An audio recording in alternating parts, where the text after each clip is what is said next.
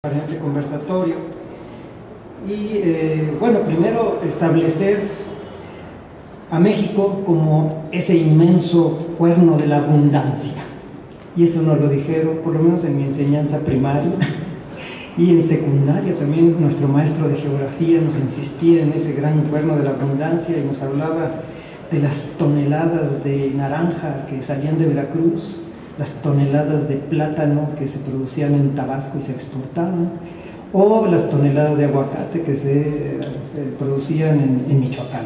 Eso fue lo que me repitieron en mis estudios primarios e incluso secundarios. Y ahora en últimos los estudios universitarios pues nos hablan de esta gran biodiversidad y de que México es el cuarto o quinto país con mayor megadiversidad en todo el mundo, que tenemos bosques, selvas, desiertos, montañas, ríos, lagos, lagunas, mares, ¿sí? Dos mares además. Y entonces eso, dos océanos, ¿no? El Pacífico, el Atlántico y el Mar Caribe. Tenemos de todo, cuerno de la abundancia. Y eso también nos llevaba a una diversidad vegetal de la flora, y también la fauna, y también los minerales, por supuesto, oro, plata, petróleo. ¿Sí? Y se nos habló de que éramos un país riquísimo, que ya no íbamos a necesitar de nada. Por tanto, pues nos vendieron la idea, y es real, porque de alguna manera, al haber recorrido todo este país, en su mayoría, pues nos hace darnos cuenta de esa gran riqueza biológica que tenemos, ¿sí? Y por otro lado, pensar en esta nación como un país pluricultural, multiétnico, pues ya hablaba de 67 lenguas o más que se manejan en este país, de pueblos originarios. En aquel tiempo nos hablaban de dialectos, y hemos insistido que no son dialectos, son propiamente lenguas. Y teníamos las principales, el náhuatl, el ñañú, el otomí, el maya, el mixteco, el zapoteco, el tzeltal, tzotzil, etc. Es decir, que unido a esta gran diversidad biológica tenemos esta gran riqueza a nivel lingüístico y multicultural. Y sin embargo, me doy cuenta en estos 50 años, por lo menos de lo que yo he observado o de lo que yo he visto, es cómo aumenta en este país la ganadería, la explotación petrolera, la explotación minera, y que muchos campos agrícolas, por ejemplo en Tabasco, se va sustituyendo toda la flora natural de esto por poner palma y convertirlo en aceites, y todo se va convirtiendo, o cómo se va invadiendo también en Michoacán de aguacate y se van destruyendo los bosques, de tal manera que eso también nos entra en una gran preocupación, porque entonces está en nuestro país, en estos 50 años, hemos perdido selvas, hemos perdido bosques, hemos perdido superficies agrícolas, y por tanto ya también ha disminuido la producción de maíz, de frijol, y la tenemos que importar increíblemente. Entonces, y en esto tenemos guardianes de la biodiversidad, guardianes ancestrales de la biodiversidad, que son nuestros pueblos originarios.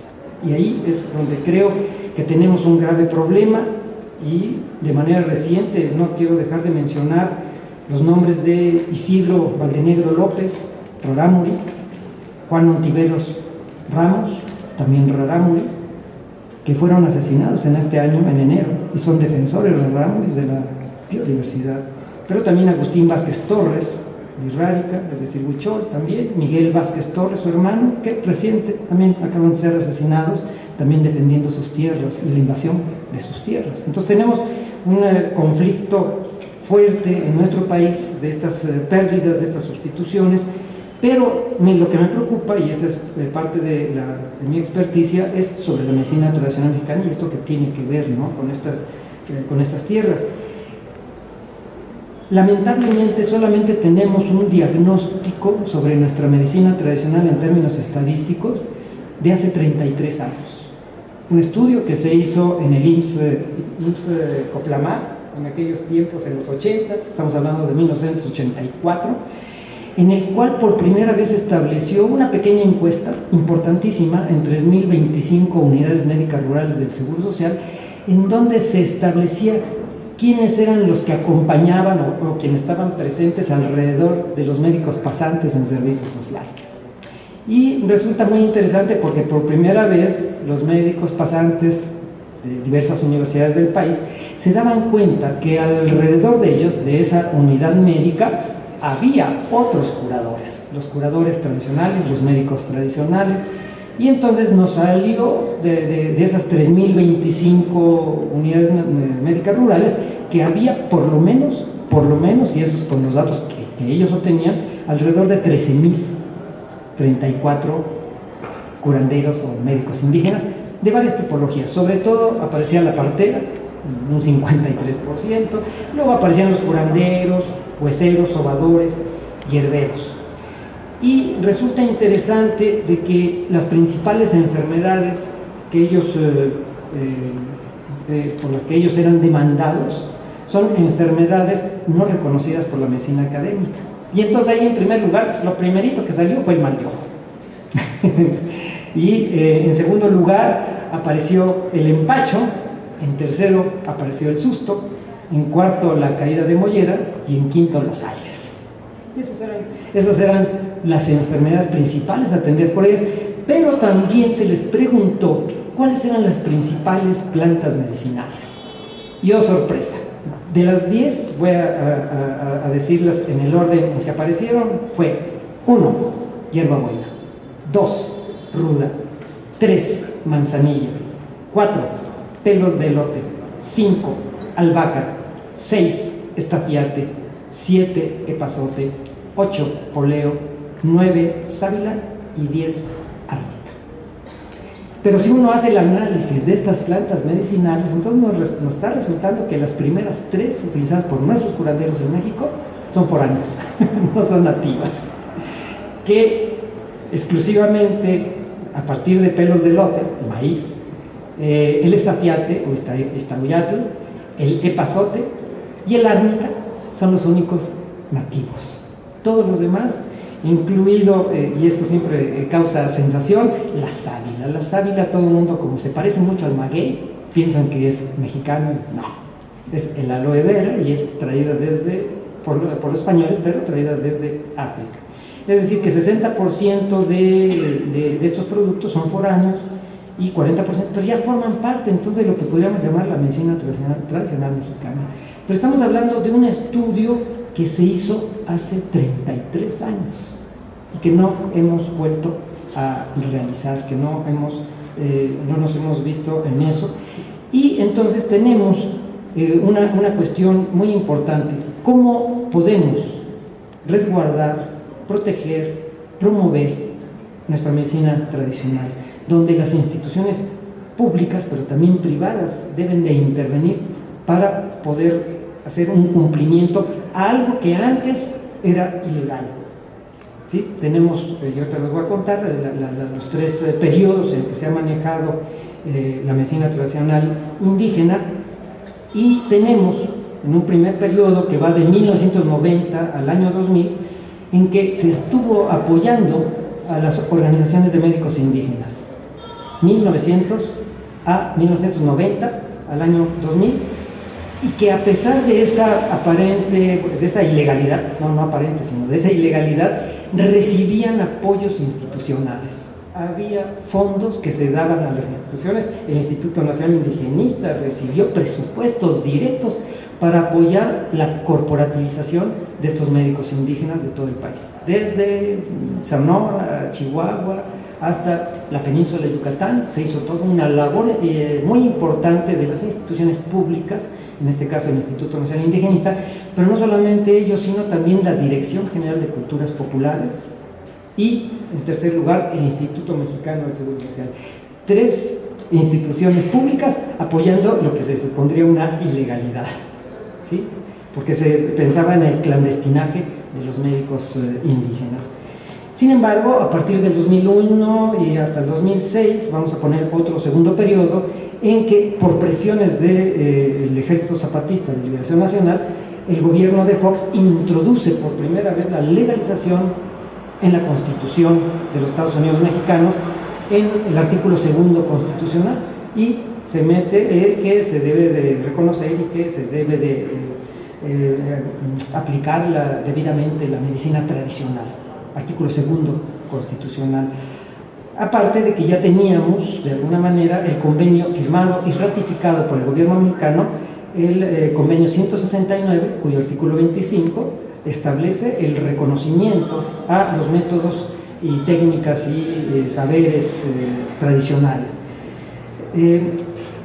Y el apoyo, aquí ya lamentablemente con los cambios que hubo después, con gobiernos panistas, desapareció todo este apoyo que se estaba dando al INI y a las otras instituciones, y esto se volvió sumamente precario, y en todo caso el Instituto Mexicano de Seguro Social lo único que hizo fue continuar su relación más bien con solamente las parteras.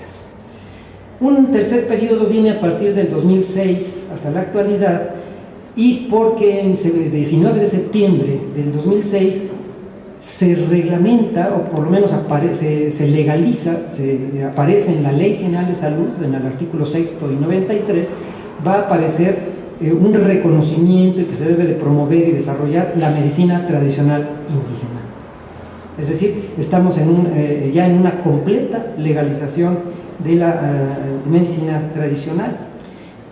Sin embargo, nuevamente, los problemas con respecto a los apoyos económicos, los apoyos presupuestales, han sido mínimos, excepto de alguna manera en aquello que se le llamó hospitales mixtos, hospitales que tenían medicina académica más medicina tradicional, y el ejemplo fue Cuetzalan, que se había iniciado desde 1990 como el único hospital del INI, donde fueron incorporados los médicos de la agrupación de médicos indígenas de la Sierra Norte de Puebla, y que después se replicó en Jesús María, en Nayarit, y en otros hospitales en Chiapas, en San Cristóbal de las Casas, en San Andrés Larrainza, y en algún otro estado de la República.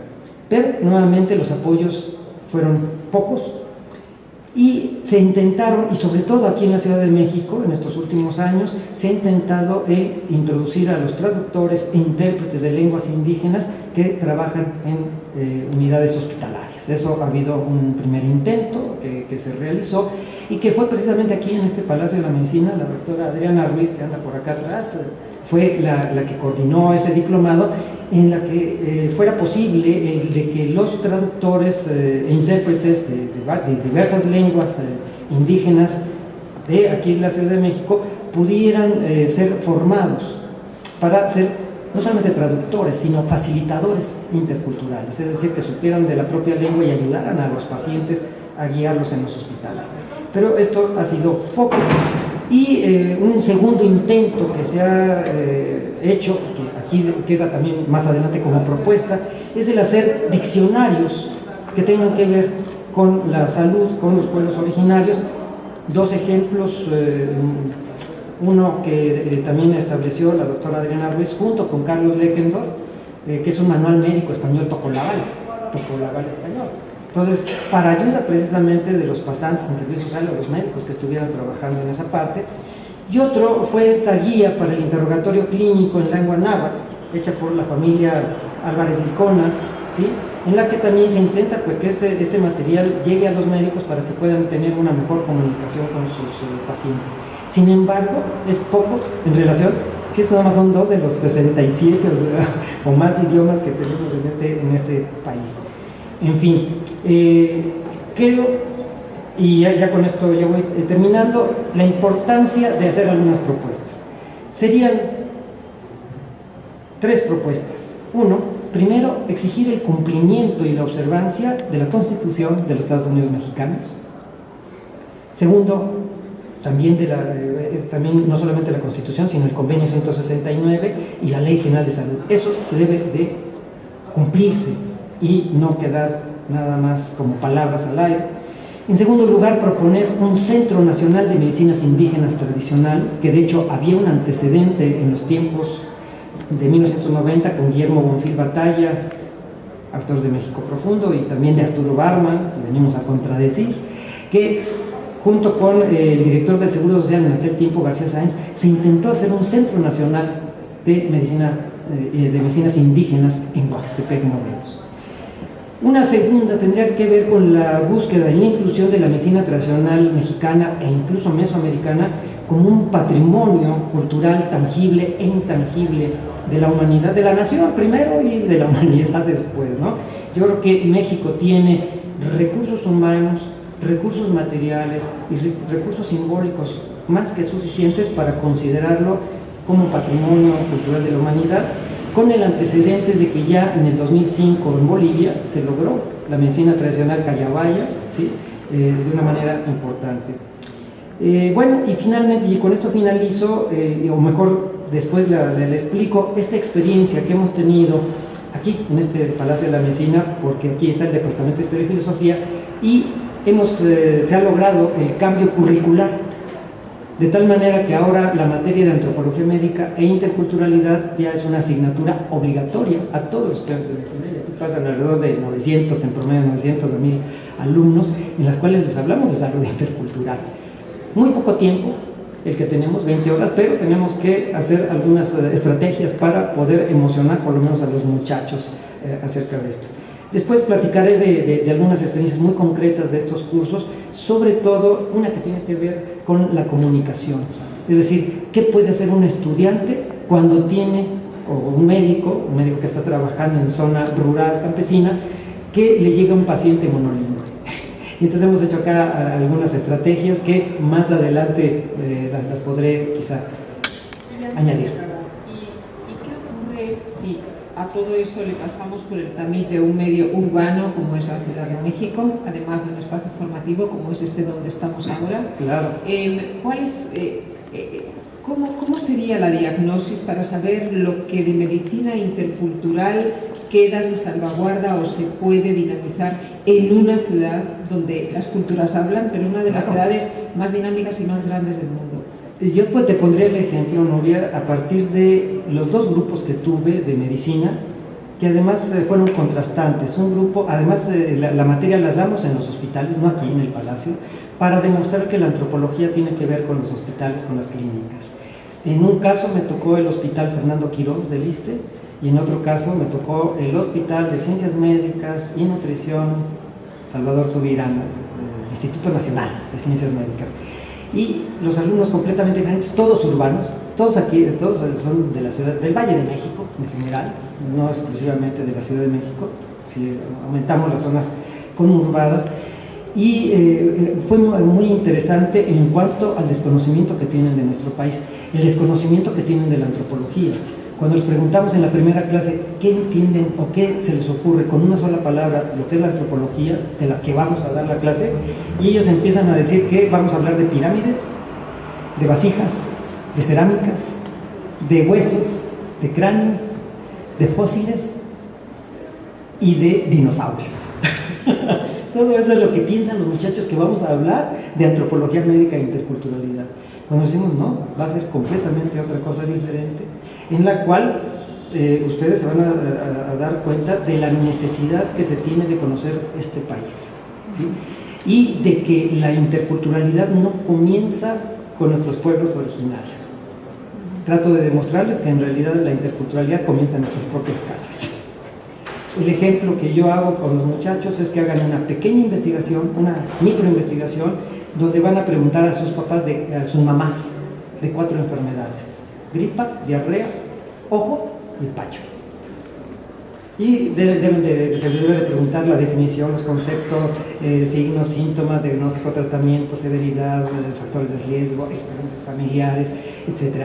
Los muchachos, cuando digo gripa y diarrea, tranquilos, pero cuando les digo, también van a preguntarle a sus mamás sobre empacho y mal de ojo, ellos piensan que sus mamás no saben ya de eso, que eso es cosa del pasado, ¿sí? Y sin embargo, los muchachos se dan cuenta, los del Hospital de Nutrición, que además son 10, son los más altos de la Facultad de Medicina, se encontró que el 98% de las mamás sabían perfectamente del mal de ojo y sabían trabajar y los curaron a ellos de empacho.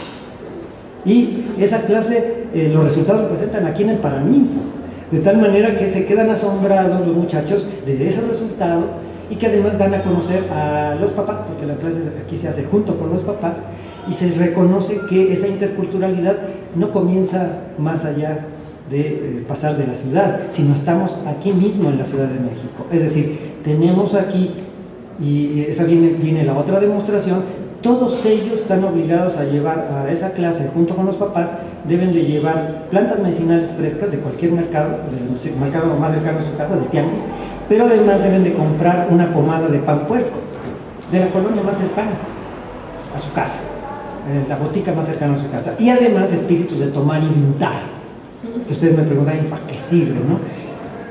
Todos ellos traen a la clase, llevan las plantas medicinales, llevan los espíritus de tomar y untar y llevan los frasquitos, y los muchachos viven en toda la Ciudad de México, es decir, que no tienen que ir a algún lugar en especial, sino en las boticas que hay. Y se les dice, bueno, las plantas medicinales se les da una explicación, se da una cátedra, la maestra Abigail Aguilar da una cátedra sobre eso, pero cuando llevan los frasquitos, las de pomada de pan puerco, única y exclusivamente sirve para curar empachos. Y si se venden en cualquier botica del Valle de México, significa hay o no hay empachos. Sí, por supuesto. Y los espíritus de tomar y untar única y exclusivamente sirven para curar sustos. Y la pregunta es, ¿existen los sustos o no existen? Para la medicina académica no, eso no existe. Y eso no existe porque no forma parte de los 3 niveles de atención médica que son enseñados. Primer nivel, unidades médicas rurales; segundo nivel, hospitales; y tercer nivel, los hospitales de especialidades. Pero se olvidan que hay hasta la pirámide, hasta abajo, lo que significa la madre de familia, que tiene conocimientos. Y en todos los casos, cuando hemos dado aquí la clase en el Paraninfo, siempre salen ganando. En una comparación que hace la maestra Abigail de quién sabe más de plantas medicinales, siempre han ganado desde hace más de 20 años los papás, sobre todo las mamás, excepto en 2 ocasiones en que hubo un papá sobador y un papá campesino que les ganó a las mamás. Pero entonces ya los muchachos, incluidos estos de nutrición, que creen que sus mamás ya no saben de eso, se dan cuenta de que existe esa otra cultura y que por tanto está la interculturalidad en nuestros propios hogares.